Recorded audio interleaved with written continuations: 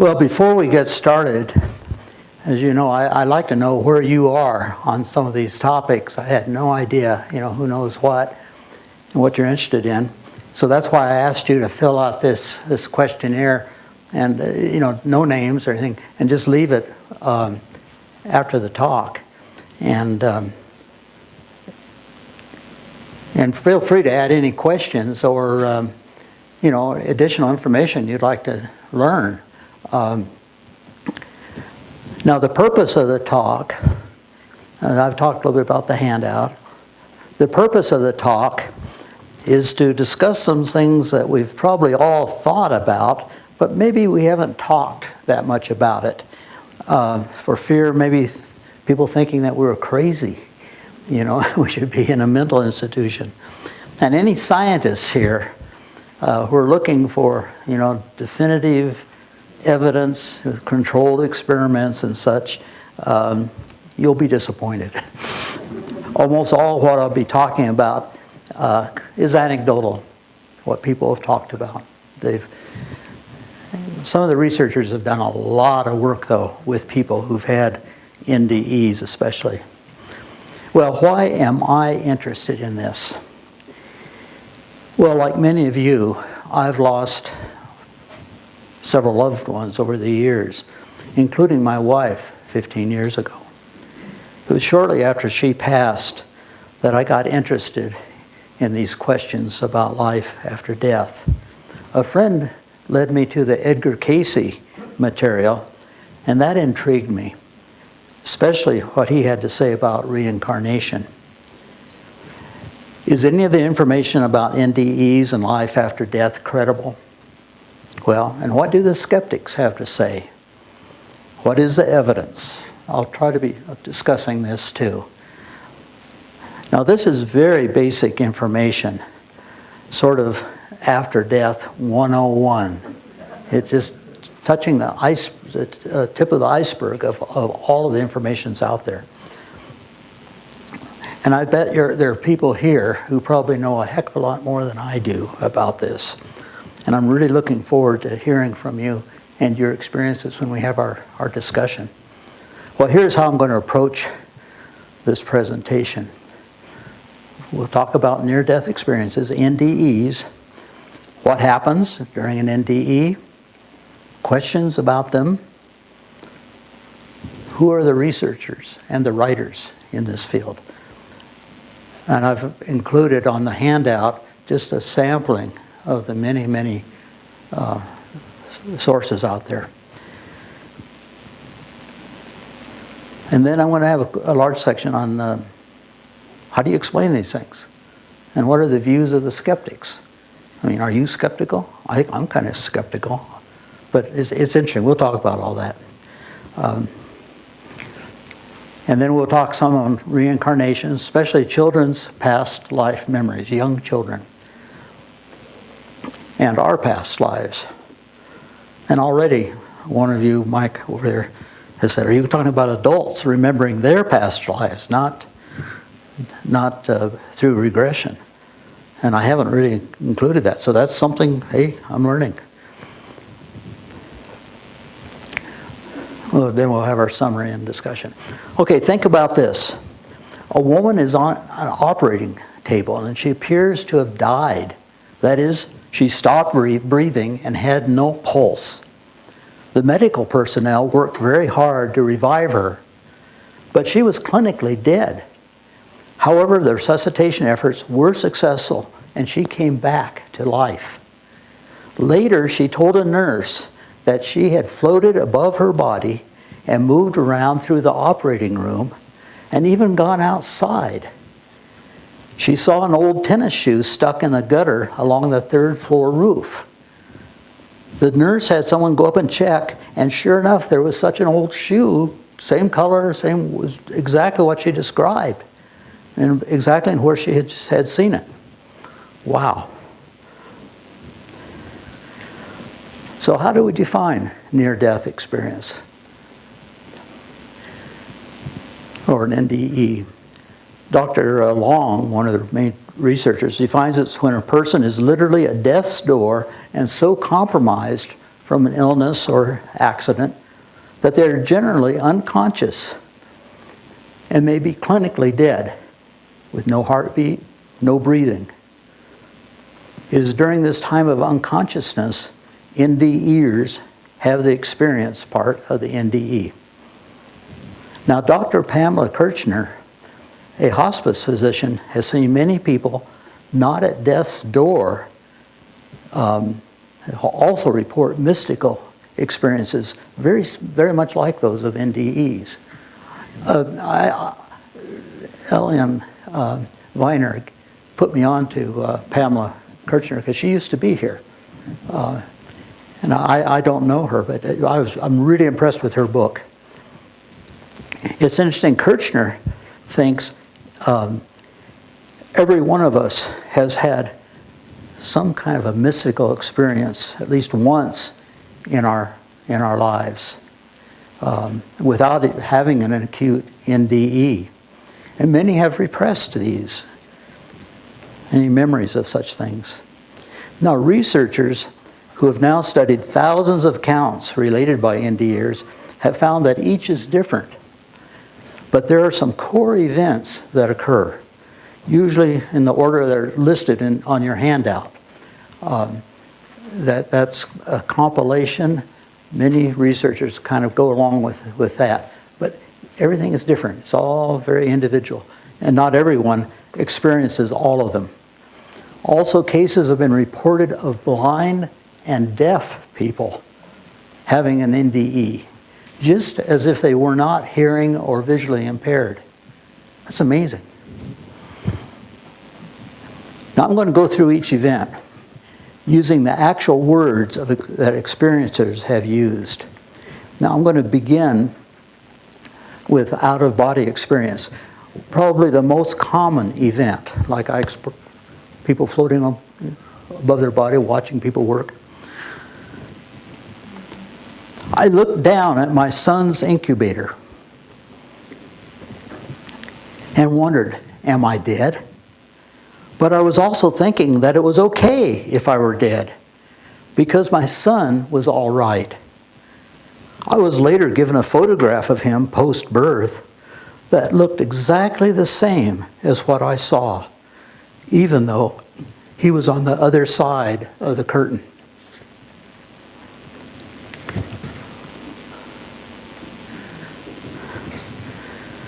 The colors were intense and detailed. Patterns, textures, weavings of color and sound. I knew this wasn't of our world, but it was all natural and didn't need explanation. I understood the essence of creativity and could create my own visions. Everything I thought became a vision and swirled around me. It was amazing. One NDE said, I believe the term near-death experience should be renamed real-life experience.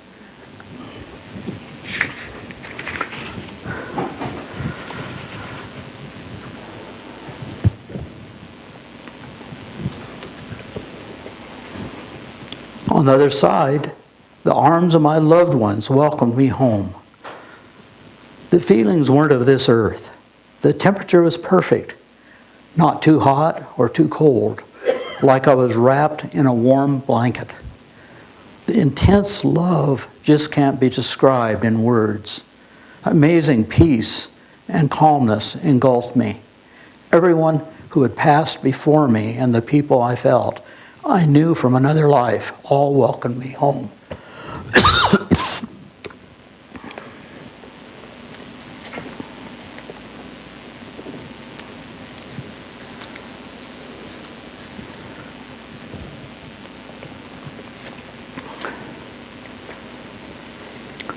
All of a sudden, I was inside a tunnel, dark and starry like the night sky. There was a light at the end of the tunnel, but not white light. It was colorful, like all the colors of the rainbow. Something was pulling me to the light. I'm afraid these pictures don't do justice really to what people are saying.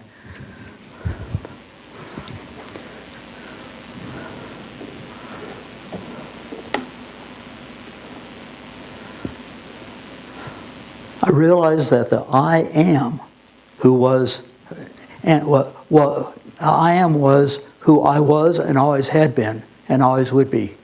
What bliss! I had a choice to rest in this truth and to stay on the other side, or I could continue to play the game of being an imaginary person. As I realized this, I mentally turned around and saw a light that was brighter than 1,000,000 suns, but didn't hurt my eyes.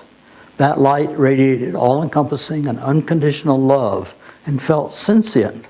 It had a presence, like it was God.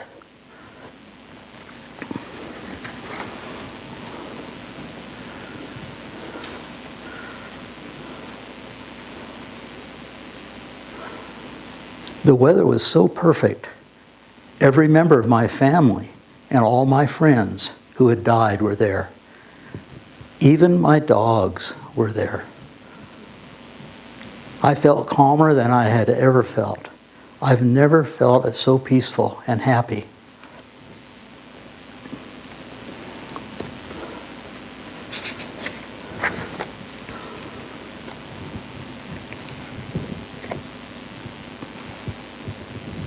I felt perfect infinite timelessness. I knew everything that had ever existed in the universe and everything that will ever exist. Time is an illusion, just like our skin and bones and senses. Our carbon-based senses perceive carbon-based reality, but it's really a spectacular illusion. My true nature was one with all. No time, just right now.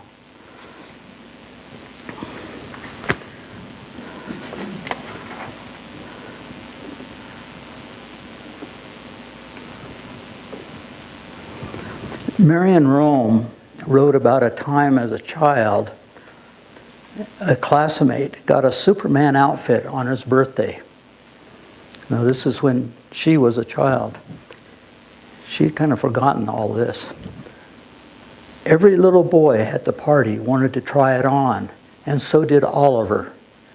He was too heavy for the costume, and when he put it on, he couldn't close the zip.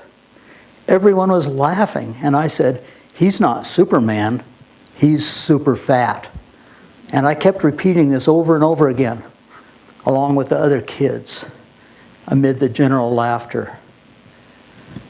Now, in my life review, my soul could feel every single bit of his pain, emotion by emotion, and in a much more powerful way than we can experience on earth.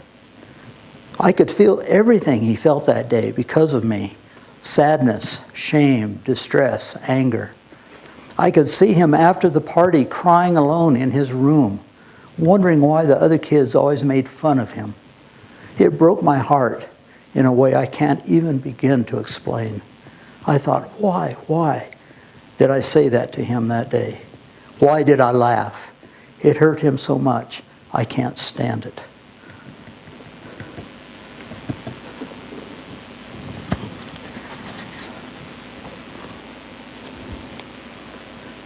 I passed into a place of light with rolling hills, grass, flowers, and vibrant blue skies.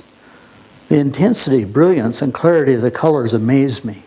They seemed to be emitted from within each part of the landscape. The green grass glowed. It was so beautiful.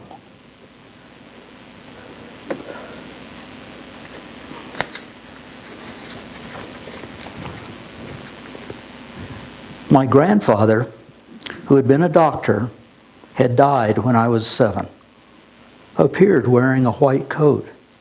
He told me where the 3 main infections were located inside of me. He used Latin terms, though I didn't speak Latin, and included some other medical details.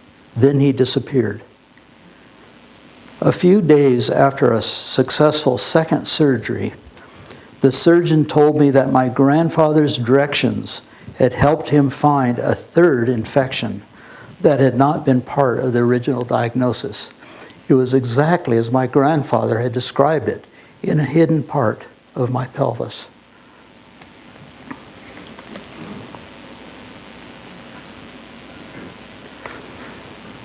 At the top of this mountain was a beautiful city. I knew some of the people there, but couldn't make out the faces of others.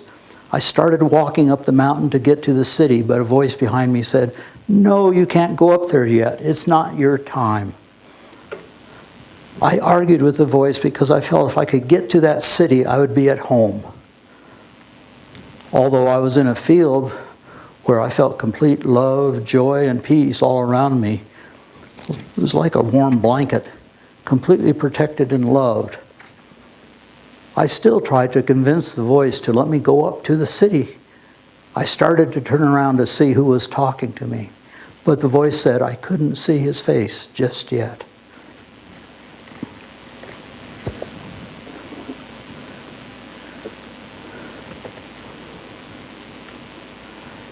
A pinpoint of light appeared, and I was moving rapidly toward it. A being of light who radiated peace and joy and compassion picked up my soul, not my body. I didn't care where my body was. We arrived at a little garden with a white picket fence, but I couldn't get in there. I was told that I had to go back. I begged and pleaded, but I was sent back to my pain-filled body in a rush.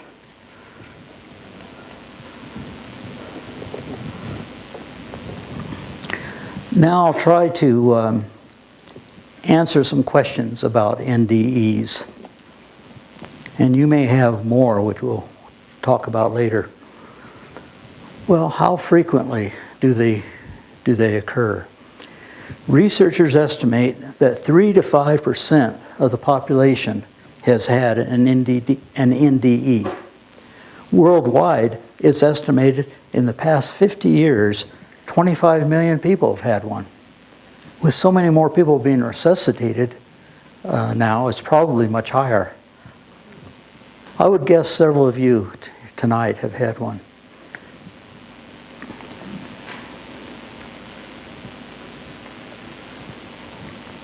Well, how long are people clinically dead? Well, the average time, the medical profession says it's usually 5 minutes, but there's much variation. In one instance, a person refrigerated in a morgue came back and described an NDE. There are a lot of unusual things like that. It's fascinating. How universal are the events? Well, based on the data researchers report, the basic events occur to people regardless of gender, age, language, country, culture, religion, educational level, or occupation. Nevertheless, there are many variations. For example, if a person has had an out-of-body experience, the person may be directly above their body or floating near the ceiling in a corner of the room, or traveling elsewhere or even outside, like the example I gave. In one case I read, the person went to the hospital cafeteria to be with family members who, of course, were unaware of the patient's presence, unaware that the person was clinically dead. And these NDEs, very frustrated. They can't talk to people, can't communicate, can't tell the doctors, stop that or do this. Well, is the way a person died a factor? By illness, accident, suicide? It seems not. People who are depressed do not overcome their mental problems just by having an NDE. They still have to work out these problems when they come back to their bodies. One researcher found that people who attempted suicide were much less likely to try again after having an NDE.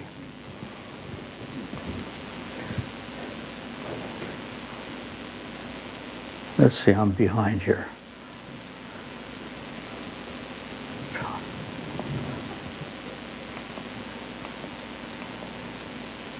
Okay, how frequently do NDEs contact a supreme being?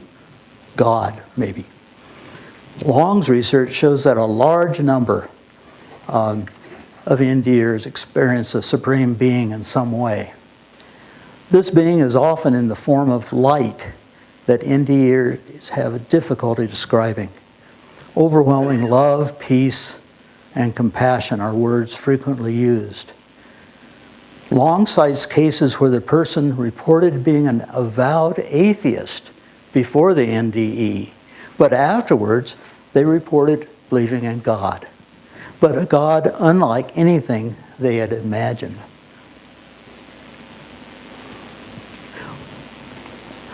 Why don't all people who have been clinically dead and been resuscitated have NDEs? Well, maybe they did. For some reason, they just don't remember. Raymond Moody, I'll talk about him later, reports that only about 15% of the people he interviewed had an NDE after they, he talked to them after they were resuscitated. Kenneth Ring,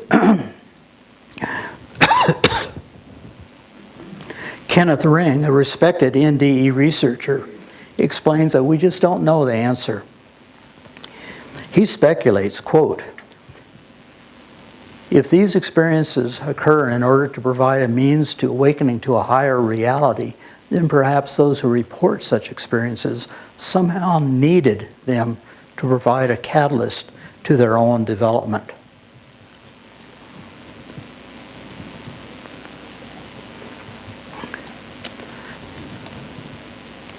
How many NDEers have a negative experience versus a positive one? Heaven versus hell, I guess you'd say. Long reports a very small percentage, like 1%, whereas Atwater reports more like 14%. Overall, it's estimated that between 9 and 23% are negative. That is, unpleasant, threatening, or frightening. Dr. Ibn Alexander is a highly respected academic neurosurgeon, reported on his hellish NDE experience as follows.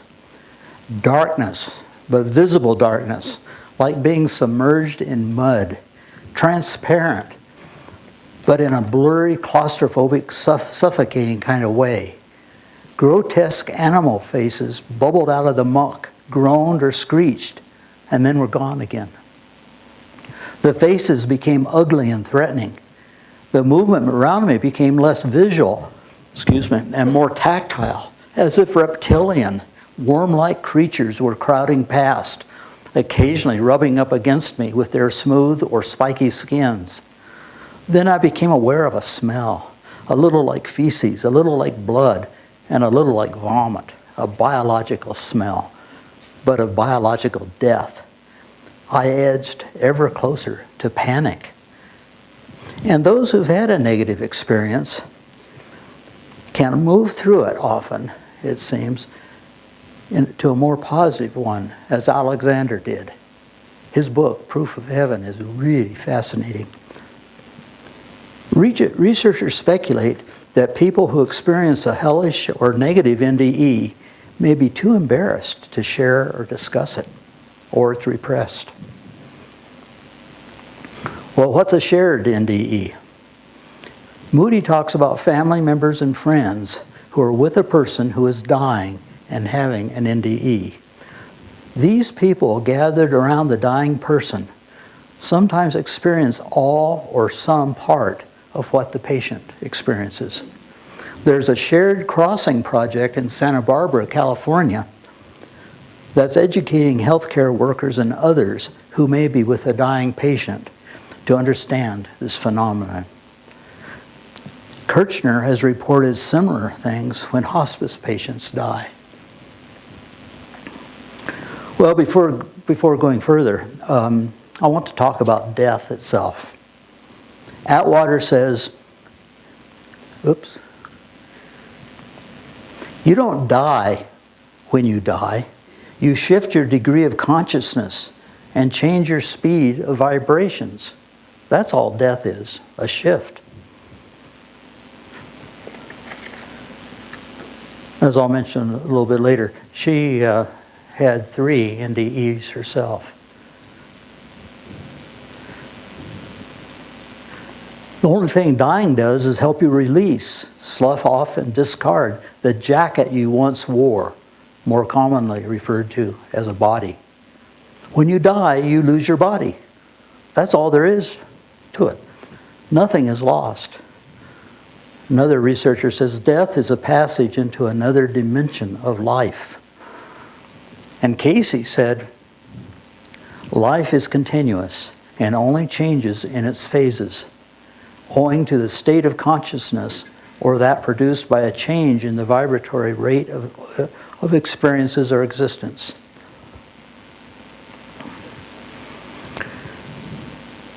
Well, this is, of course, a major question I guess we've all thought about. Long feels his research proves there is. One of his books is titled Evidence of the Afterlife.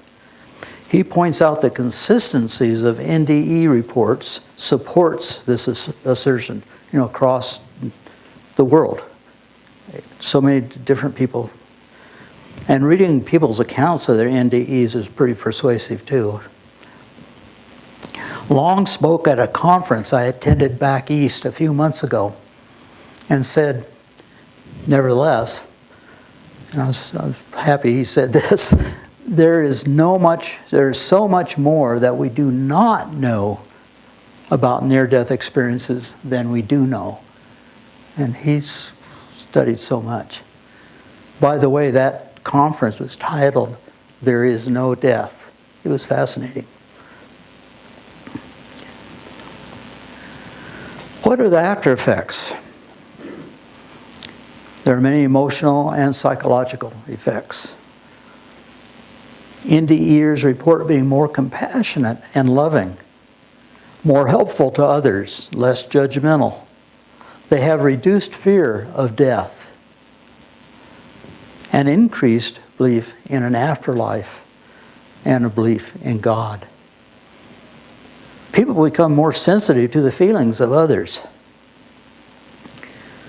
As I described in Marion Rome's life review with Oliver. And many become psychic, being able to see future events and feel what others are thinking and feeling. They have fewer worries and fears, different feelings of the physical self, knowing we live in and wear out our bodies. They're less materialistic. Many change careers, often to the helping professions. Kirchner did a study and found 15% of hospice workers have had an NDE. They also often have difficulties with communication and relationships. There's an inability to recognize and comprehend boundaries, rules, limits. NDEs are less concerned about time. Most have a sense of timelessness. They're more open to new and different things, are more interested in learning. They're less bored. They handle stress better, and they're closer to nature. Atwater also found 80 to 90% of her interviewees had numerous physiological after effects. These included looking and acting younger, being more playful, having brighter skin, sparkling eyes, increased energy levels, being more sensitive to light and sunlight. Atwater, it seems, this sensitivity is due to the intensity in the light during the NDE experience, rather than the amount of time. NDEs are more sensitive to sound and noise levels, and she feels they exhibit changes in brain functions. Kirchner reports NDEs having kundalini effects, that is a tingling sensation moving up the spine to the top of the head. Yoga meditators will strive to do this. Some of you probably know more about this than I do. I printed out something about kundalini effects if you're interested. Atwater also found that 73% of the NDEs she interviewed were more sensitive to electrical fields and to electrical equipment. Examples are being near equipment that malfunctions for no apparent reason, such as microphones going dead, or household appliances that stop working. Fascinating stuff. In general, she reports the near-death phenomenon enhances and enlarges whatever characteristics or potentials were resident within the experiencer at the time it occurred. So a normally intuitive person may become psychic after the NDE. One speaker at the conference I attended said that maybe Edgar Cayce had an NDE when he nearly drowned as a child, thus contributing to his tremendous psychic ability. Kirchner writes, the main messages of the near-death experience are that the purpose of life is to learn how to be loving to each other, and that each moment really does matter. I might add that I think the after effects of an NDE are maybe the most important aspects of this whole thing. I wish I knew more. It's a fascinating area to study. Here's an unusual one. What's a benign virus? Researcher Kenneth Ring feels that even people who have not had an NDE themselves, just through reading or hearing about them, can be profoundly affected in the way they change their values and the way they behave. He calls this a benign virus. And there are people out there working on this, facilitating this. I guess I've personally changed a bit, having studied reports of NDEs and of reincarnation. And by the way, as far as I know, I've never had an NDE myself. But maybe that's why I have. Maybe I had, and that's why my computer is always getting screwed up.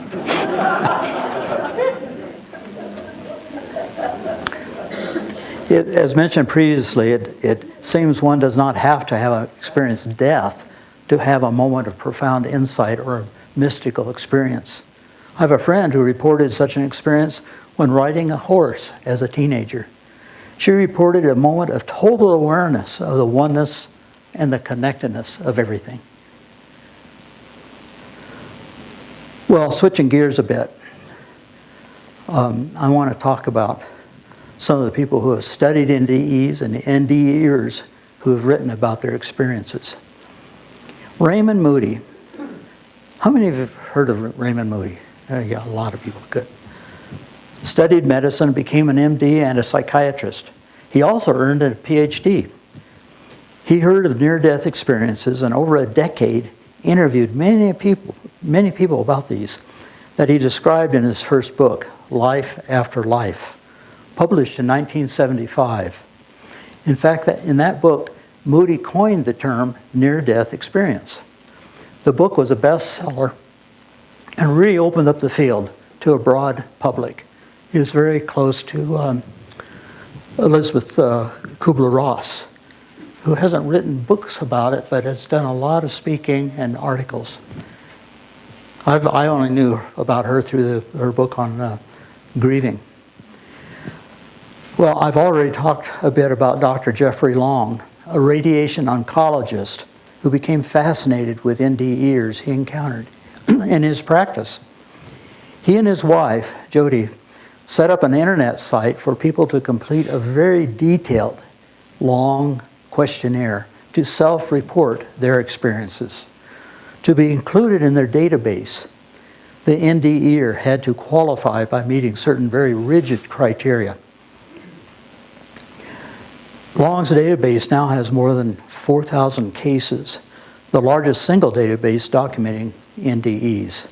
He and his wife have more than 400 volunteers who have translated cases from all over the world into 22 languages. I encourage you to visit the Long's website if you're interested. It's listed on the handout. There's just a wealth of information. There's fascinating stuff. Now, in contrast, PMH Atwater, I mentioned, had 3 near-death experiences in 1977, and she became obsessed in finding others who had NDEs. And altogether, she's contacted about 4,000 people over the years and written several books. Unlike Long, who it seems has not personally interviewed most of his subjects, Atwater has interviewed the vast majority of hers. Her data gathering technique is to have more open-ended interviews with people. She writes that she gets much more information this way than simply using structured interviews and questionnaires. And also, and this is fascinating, she feels it's important to interview the people who are close to the experiencers to better know how the person has changed, been changed by the NDE. Her website is also listed on the handout. I've listed just a few of the books by NDE researchers. Then there are books by the NDEers themselves. It is obvious they are writing from the heart, making the reader convinced their experiences have not been made up. One such book I found especially compelling, I mentioned already, is Proof of Heaven by Eben Alexander. Being a respected neurosurgeon and academic, he has lots of credibility. He was in a coma for 7 days, and he knows exactly what had afterward what had happened to his brain. Another is Beyond Sight, the true story of a near-death experience by Marion Rome. And then there's Dr. Pamela Kirchner's book, Love is the Link, about her own NDE and work as a hospice physician. How many of you knew her here? Yeah, a lot of you. See how little I know. Thanks to Ellen, who put me onto her book. I read somewhere that as of 2011, I mean that's here 6 years ago, there were as many as 900 books on NDEs. Oops. Okay, how can these NDEs be explained? And what do the skeptics say? It seems all too often a person who has been resuscitated after having been clinically dead and has an NDE will want to tell the doctors. Their response often is, well, you hallucinated as a reaction to the drugs we gave you, or it was from a lack of oxygen. Others might say you're crazy. Doctors have been known to send NDEers to a psychiatric ward. Such experiences are just going to inhibit a person from telling their story. Excuse me. From what I've learned, things have changed for the better, as many more people have heard or read about NDEs over the past several decades. Well, what are the explanations put forward by the various researchers who are often skeptical themselves about what these people go through and are looking for explanations? Psychological, physiological, neurological. Here are some explanations. Oxygen deficiency, carbon dioxide overload, clinical reactions in the brain, psychedelics, for example, LSD, electrical activity of the brain, epileptic seizures, fear of death, hallucinations, delusion brought on by medication. One writer summarized the various naturalistic explanations as a result of a dying brain. First of all, impaired blood flow. When jet pilots have been subjected to very high G forces in a centrifuge, the reduced blood flow in the eyes resulted in effects similar to what NDEers experience. You know, a tunnel and a light at the end. Another explanation is the release of endorphins via the dying brain. They say this could be what causes the very pleasant sensations NDEers experience. Here's a fascinating one: the brain experiencing itself. This theory proposes that as the brain loses sensory input, it pieces together images, memories, and information that results in the life review.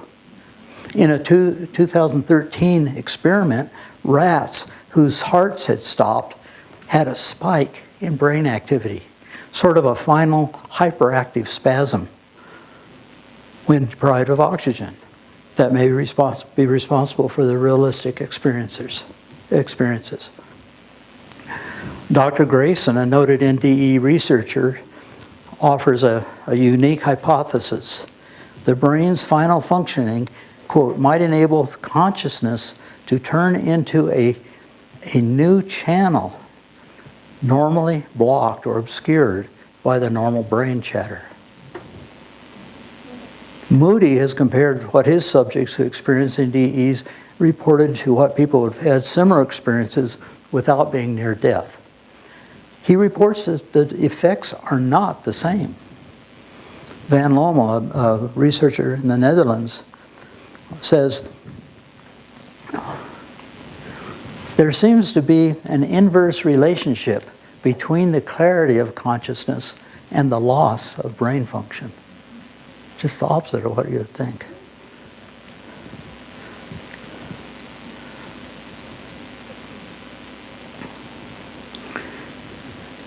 Induced experiences such as LSD do not completely replicate the NDE. He continued, the theories set out fail to explain the experience of an enhanced consciousness with lucid thoughts, emotions, memories from earliest childhood, vision of the future, and possibility of perception from a position outside the body. Moody, who describes himself as a skeptic, discusses at length the various explanations and concludes, let us at least leave open the possibility that near-death experiences present a novel phenomenon for which we may have to devise new modes of explanation and interpretation. In our first lifelong learning talk this year, it was fascinating to learn about gene editing using CRISPR, the recently developed genetic engineering technique. Think how strange this technology would have seemed to scientists 100 years ago, or even in the 1950s when the structure of DNA was discovered. They would have thought gene splicing was impossible. Well, lots of these things I'm talking about tonight, like people trying to definitively prove the existence of an afterlife and the veracity of near-death experiences, may seem impossible now, but not in the future. Who knows? Well, so far I've discussed a bit about NDEs, what happens, questions, researchers, writers, explanations. Now I'm going to talk about children remembering past lives and reincarnation.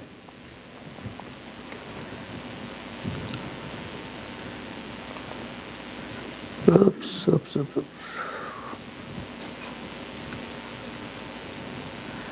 A very young child had a fascination with airplanes who repeatedly said, Jima, Jima, and described his fighter aircraft being shot down as he began to talk when he got a little older. Researchers who interviewed him to get more details studied military documents and interviewed pilots who knew this pilot who was shot, excuse me.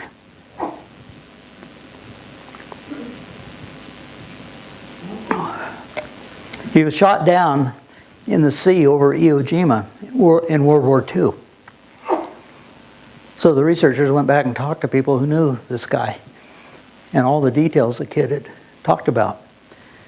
And they corroborated the details described by the child. It turned out the child was talking about his father, who he was in a past life before the child was born. It's quite a compelling case.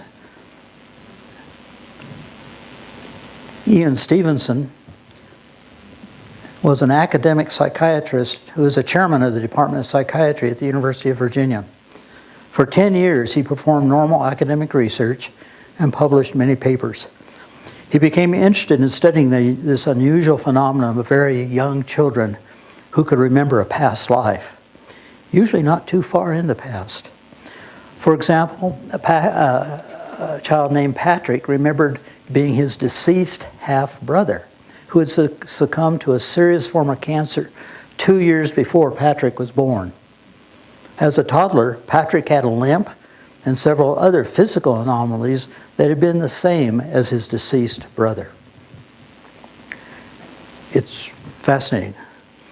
Over a 40-year career, Stevenson studied about 3,000 such cases, traveling all over the world, but mostly in Southeast Asia, to interview these children and their parents. He kept extremely complete records of his interviews and attempts to verify the accuracy of the accounts.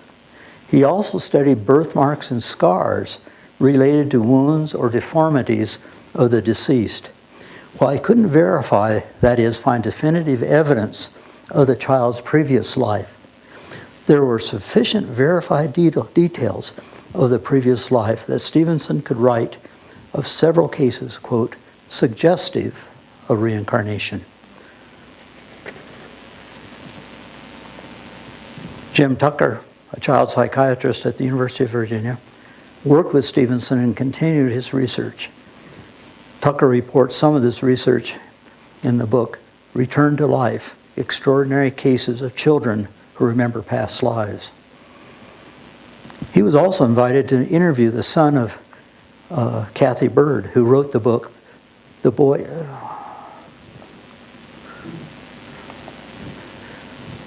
Who Knew Too Much.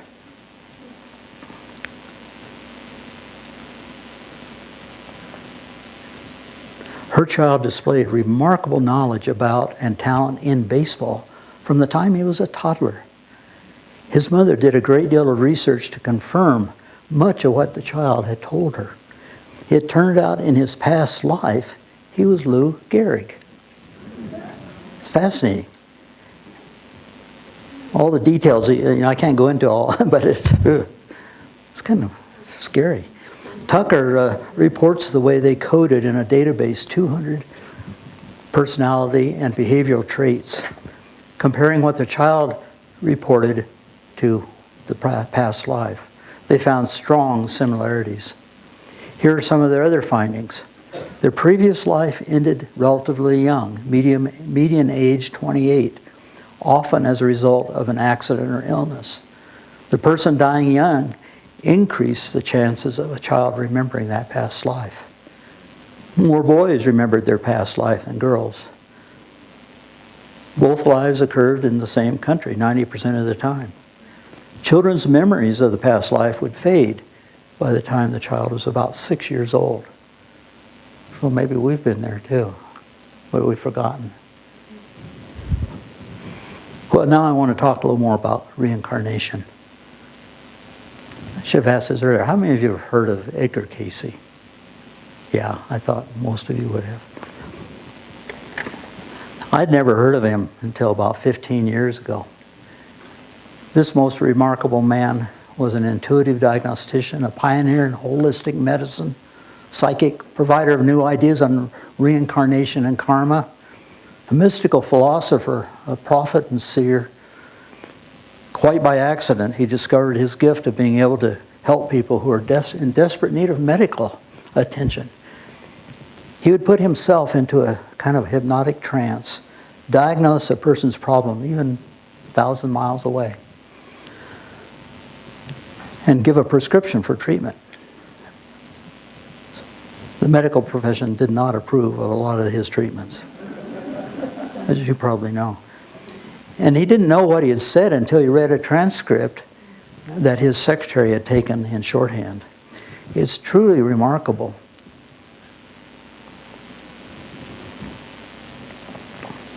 That we have transcripts of all 14,000 plus readings.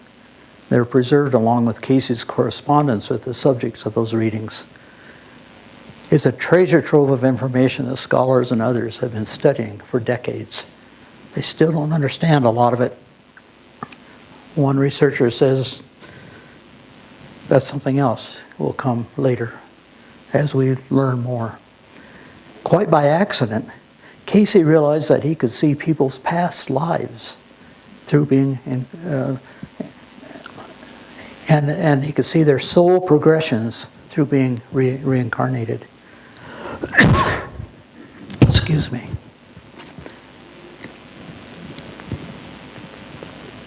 The idea of reincarnation was very hard for Cayce to accept, being a devout Christian. He instead used the term continuity of life. He really had some serious difficulties with this. In order to understand all of this, one needs to understand what Cayce called the soul and the soul's development. In short, our souls or spirits do not exist in time or space as we know on earth. We are spiritual beings having a physical experience, and we are a reflection of our eternal soul. It's always changing. Now, this is consistent with what Plato said 2,500 years ago. The soul of man is immortal and imperishable. Cayce said the purpose of reincarnating is to develop the soul through learning in different lifetimes. While there's a lot of evidence to support the accuracy of Cayce's medical readings, it is more difficult to find such evidence for the readings dealing with past lives. For example, Cayce did a reading for a doctor who had problems with his eyes. The reading showed that this person had lived in Roman times and had put people's eyes out. This person's karma affects his present life, and he was being repaid, for that cruelty. Now, karma was not always punishing, but could be rewarded. For example, a person with tremendous musical talent may have had the beginnings of that talent in a life many lifetimes ago, and then the talent was further developed in successive lifetimes. Think Mozart or Marilyn Garst.